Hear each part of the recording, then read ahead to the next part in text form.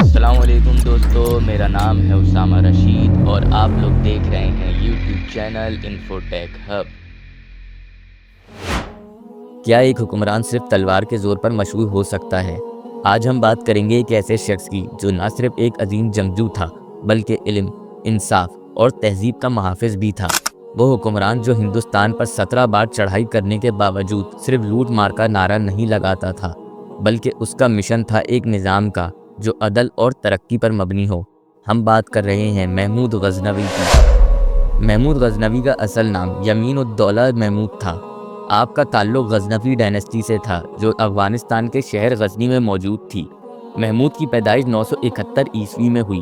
آپ کے والد سبکتگین ایک غلام سے سلطان بننے کا سفر طے کر چکے تھے۔ 998 عیسوی میں سبکتگین کے وفات کے بعد محمود سلطان بنے، مگر ان کا سفر آسان نہیں تھا۔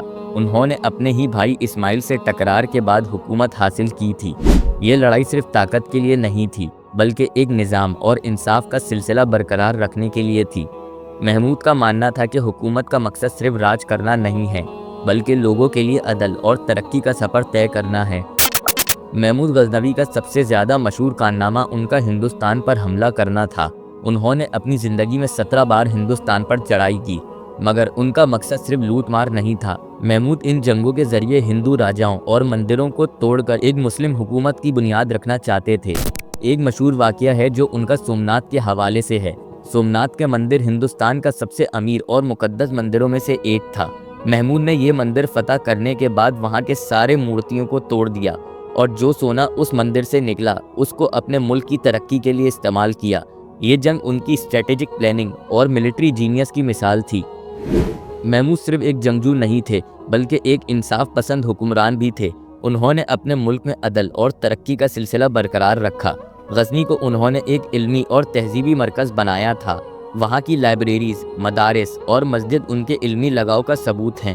انہوں نے ایک اور فیصلہ لیا تھا کہ جتنا مال ہندوستان سے لائیں گے اسے اپنے ملک کی ترقی اور اس کو مضبوط بنانے میں لگائیں گے۔ محمود غزنوی کا مشن صرف ہندوستان تک محدود نہیں تھا۔ آپ نے ایران، سینٹرل ایشیا اور افغانستان کے مختلف علاقے فتح کیے۔ یہ سفر صرف جنگ کا نہیں تھا بلکہ ایک نظام اور سوچ کا تھا جہاں لوگوں کو ایک بہترین حکومت اور انصاف دیا جائے۔ آپ نے اپنے لشکر کو ماڈرن اور مضبوط بنایا تھا۔ آپ کی آرمی کا اسٹرکچر اتنا ایڈوانس تھا کہ اس نے آنے والی نسلوں کو بھی متاثر کیا تھا۔ محمود غزنوی کا ایک اور کارنامہ ان کا علم اور تہذیب کے ساتھ شوق تھا۔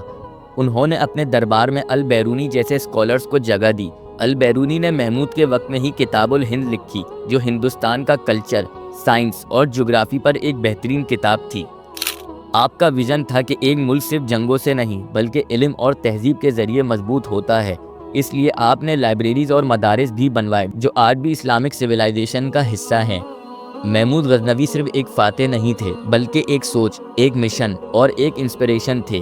ان کی ہمت، ان کا علم اور ان کا انصاف آج بھی انہیں تاریخ کے سب سے عظیم حکمرانوں میں شامل کرتا ہے۔ انہوں نے ہندوستان پر صرف حکومت نہیں کری بلکہ ایک تہذیب کا پیغام بھی دیا۔ اگر آپ لوگوں کو ہماری یہ ویڈیو پسند آئی ہو تو لازمی ہمارے چینل کو سبسکرائب کر دیں۔ ابھی کے لیے ہمیں دیں اجازت۔ اپنا بہت سارا خیال رکھیے گا۔ اللہ حافظ۔